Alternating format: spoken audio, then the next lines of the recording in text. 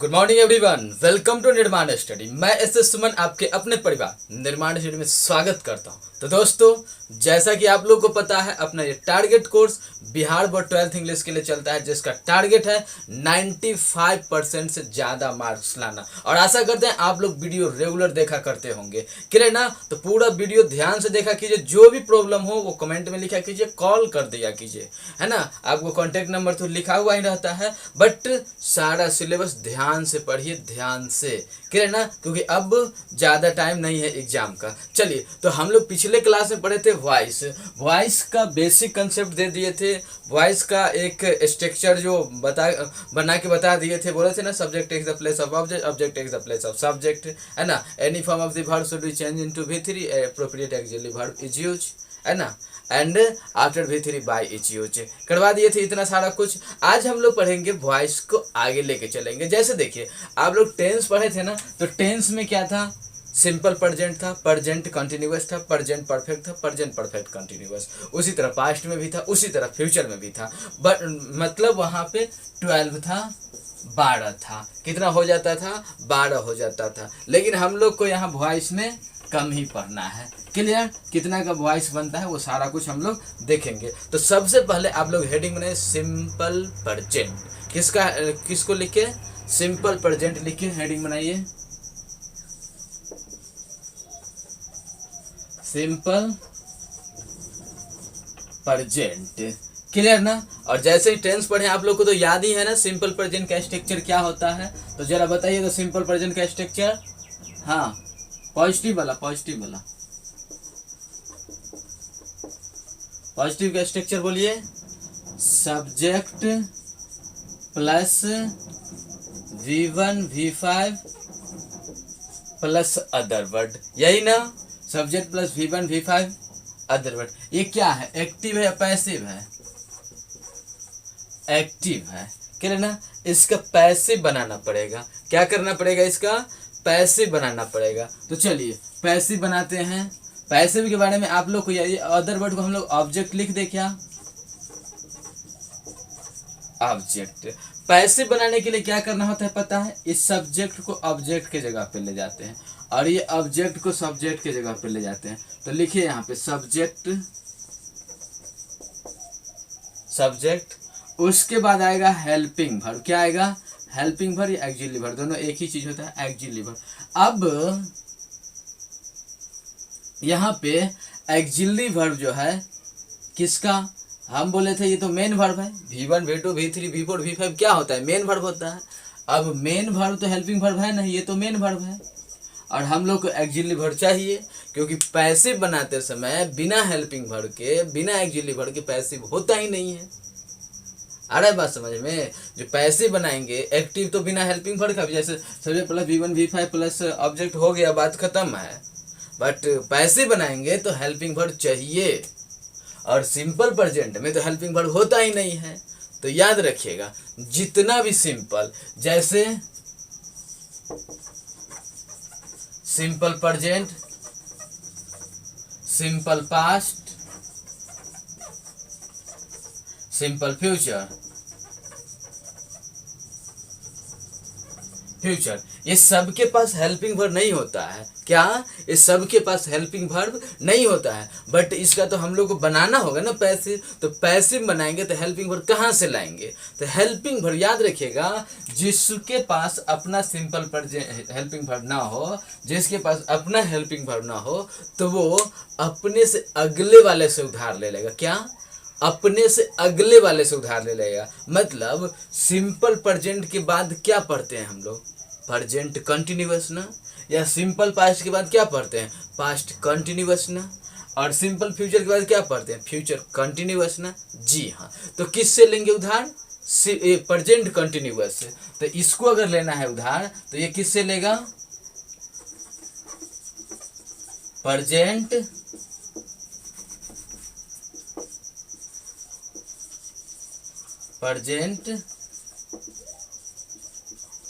Continuous से। उसी तरह अगर सिंपल पास्ट को उधार लेना है तो किससे लेगा? पास्ट कंटिन्यूअस से। सिंपल फ्यूचर को उधार लेना है तो किससे लेगा? फ्यूचर कंटिन्यूअस से। आ रहा है बात समझ में? जी हाँ। तो देखिए क्या है, जो सिंपल वाले के पास तो अपना होता नहीं है तो उधार लेता है, जिसके अपने पास नहीं हो वो अपने से अगले वाले से उधार लेगा हेल्पिंग वर्ब, और तब जाके हेल्पिंग वर्ब का यूज करेगा। तो जरा बताइए, प्रेजेंट कंटिन्यूअस के पास कैसा हेल्पिंग वर्ब होता है? इज होता है, एम होता है, आर होता है ना। चलिए तो यहाँ पे हम लोग क्या करेंगे, ऑक्सिलरी वर्ब की जगह पे इज एम आर का यूज करेंगे। क्यों? क्योंकि इसके अपने पास नहीं था हेल्पिंग वर्ब, तो ये अपने से अगले वाले से हेल्पिंग वर्ब उधार ले लिया और पैसिव बना रहा है और बनाता ही है। क्लियर ना? चलिए उसके बाद क्या है, any form of the verb should be change into V3। Verb का कोई फॉर्म हो एक्टिव में, जब उसका पैसिव बनाएंगे तो कहाँ बदलेगा? V3 में बदल जाता है। तो क्या करेंगे, यहाँ पे V3 लिखेंगे और आफ्टर V3 बाय। V3 मतलब जानते हैं ना, काम परफेक्ट। V3 कहाँ होता है? परफेक्ट वाले बात में हो गया। परफेक्ट का मतलब काम खत्म हो गया। तो काम खत्म हो गया तो यहाँ पे रहना बेवकूफ़ी है, रहना बेकार है, नहीं तो वैल्यू कम हो जाएगा। तो जब भी काम समाप्त होता है तो अच्छे अच्छे लोग कहाँ कहते हैं, अब हम चलते हैं बाय, है ना। तो याद रखिएगा, after V3 by is use, है ना। After V3 by is use, और उसके बाद वही सब्जेक्ट आ जाएगा यहाँ पे और बन जाएगा ऑब्जेक्ट। आशा करते हैं बात समझ में आ गया होगा आप लोग को। एक्टिव को पैसिव में चेंज करना आया। सिंपल प्रेजेंट का subject plus V1 V5 plus object, object बन गया सब्जेक्ट, सब्जेक्ट बन गया ऑब्जेक्ट। एक्सिलरी वर्ब इसके पास नहीं था तो एक्सिलरी वर्ब प्रेजेंट कंटिन्यूअस से लिया और यहाँ पे लगा दिया प्रेजेंट कंटिन्यूअस। अब सब्जेक्ट में जैसा सब्जेक्ट के अकॉर्डिंग अपना EJMR का यूज करेंगे, क्लियर ना। सब्जेक्ट के अकॉर्डिंग EJMR का यूज करेंगे और उसके बाद V3, ये जो है V1 V5 बदल जाएगा V3 में, और V3 के बाद क्या यूज करते हैं? बाय का यूज करते हैं, और बाय के बाद यही सब्जेक्ट बन जाएगा ऑब्जेक्ट। समझ रहे हैं बात? एक एग्जाम्पल दे, बनाने का प्रयास कीजिएगा। चलिए, शी हेल्प्स मी, ये क्या है? एक्टिव है ना। अब एक लिखिएगा, you help her, you help her, है ना। चलिए इसको जरा बताइए, तो इसको चेंज कीजिए तो पैसिव में, ये एक्टिव है ना, इसको पैसिव में बताइए। तो सी का क्या लिखे? सी को तो मी आएगा ना पहले, object is the place of subject. चलिए हम इसको ऐसा करते हैं, एग्जाम्पल नंबर 1, एग्जाम्पल नंबर 2। ये यू हेल्प हर को यहाँ लिखते हैं, यू हेल्प हर, क्लियर ना। चलिए अब ये तो है एक्टिव दोनों, अब इसको जरा बनाइए आप लोग पैसिव में, पैसिव में बनाइए। तो क्या करेंगे पैसिव में बनाने के लिए, ये आई सब्जेक्ट को कहाँ लिखेंगे, ये ऑब्जेक्ट को कहाँ लिखेंगे? सब्जेक्ट के रूप में। तो यहाँ पर लिखेंगे आई, अभी आगे बता रहे हैं आई। अब आई लिखेंगे, अब उसके बाद यहाँ पे हेल्पिंग वर्ब तो चाहिए। अब हेल्पिंग वर्ब इसके पास तो है नहीं, तो इज एम आर में से कौन लगाना चाहिएगा? आई के साथ। तो क्या आ जाएगा? एम। अब हेल्प है तो हेल्प्स तो V5 है, तो इसको क्या लिखेंगे? Helped, helped. उसके बाद बाय, और उसके बाद ये इसमें बदल गया, और उसके बाद ये क्या आ जाएगा? सी है, तो सी है तो क्या बदल जाएगा ऑब्जेक्ट में? हर। आया बात समझ में? चलिए दूसरा आप लोग कीजिए। दूसरा को क्या करेंगे? Object takes the place of subject, तो ये आ जाएगा हर है, तो हर यहाँ पे सब्जेक्ट बन जाएगा सी, सी है। अब यहाँ पे सी है तो हेल्पिंग वर्ब तो चाहिए, तो इज एम आर में से क्या लगाइएगा? लगा दीजिएगा इज, और उसके बाद हेल्प है तो हेल्प का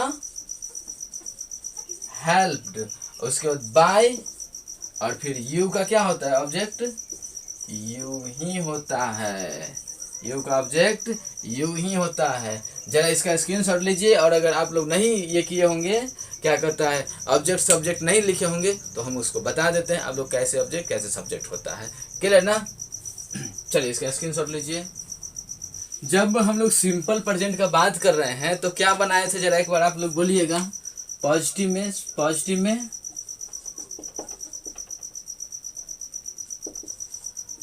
में ये बनाए थे, जो सब्जेक्ट था V1 V5 ऑब्जेक्ट, है ना। इसका जब हम लोग पॉजिटिव का पैसिव बनाए थे, ये तो एक्टिव था। इसका जब पैसिव बनाए थे तो ये हो गया था subject plus is am are plus V3 plus by plus object. इसका नाम हो गया था पैसिव, कैसा,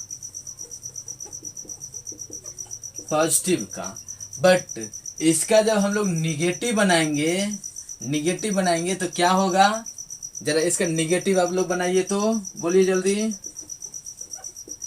निगेटिव पैसिव का तो सब्जेक्ट का तो हो जाएगा सब्जेक्ट और इजेंट हो जाएगा, यहाँ पे इजेंट हो जाएगा, आरंट हो जाएगा, plus V3 plus by plus object.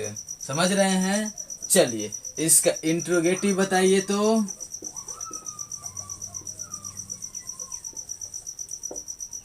Interrogative क्या हो जाएगा, इस हेल्पिंग वर्ब को आगे कर देंगे, क्या कर देंगे, is am are plus subject plus V3 plus by plus object और लास्ट में क्वेश्चन मार्क। क्लियर ना। चलिए इसको पूरा ही लिख देते हैं, लास्ट में क्वेश्चन मार्क। इसका अगर इंट्रोगेटिव निगेटिव बनाएंगे तो क्या बनेगा, इंट्रोगेटिव प्लस निगेटिव, ये बन जाएगा आप लोग का structure isn't aren't plus subject plus V3 plus by plus object और लास्ट में क्वेश्चन मार्क।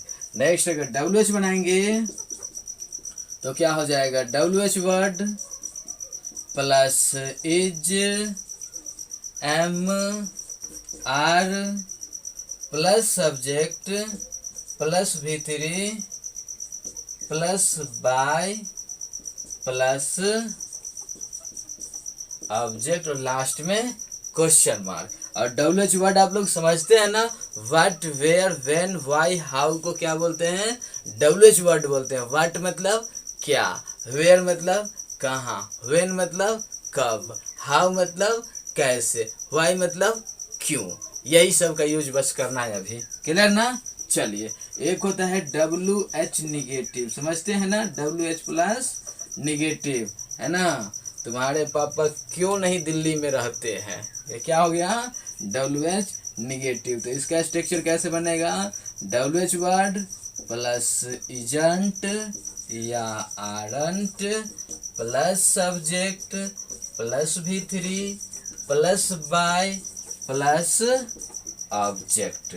आशा करते आप लोग को समझ में आ गया होगा। आप लोग को हम वैसे स्ट्रक्चर बनाना सिखा चुके हैं टेंस में बहुत अच्छे से। क्लियर ना। चलिए तो क्या हो गया, ये तो हो गया अपना पॉजिटिव पैसिव। और निगेटिव में क्या कर दिया हम लोग, हेल्पिंग वर्ब में नॉट लगा दिए, बात खत्म, सारा कुछ जैसे का तैसे रहा, हो गया पैसिव। इंट्रोगेटिव में हेल्पिंग वर्ब को पहले कर दिए, subject V3 by plus object, है ना, इजेंट आरंट फिर subject V3 by plus object, last में क्वेश्चन मार्क। क्योंकि आप लोग को पता है जब भी दुनिया के किसी भी सब्जेक्ट से पहले हेल्पिंग वर्ब आ जाए तो उसमें हम लोग क्वेश्चन मार्क यानी नाग बब्बा लगाते हैं। समझ रहे हैं बात को ना। चलिए तो जरा इसका स्क्रीनशॉट लीजिए। अभी एग्जाम्पल देते हैं, बहुत सारा एग्जाम्पल करवाएंगे और आप लोग माइंड को थोड़ा कंसंट्रेट करके और एग्जाम्पल बनाने का प्रयास कीजिएगा, यानी एक्टिव से पैसिव में चेंज करने का प्रयास कीजिएगा। क्लियर ना। चलिए तो जरा इसका स्क्रीनशॉट लीजिए।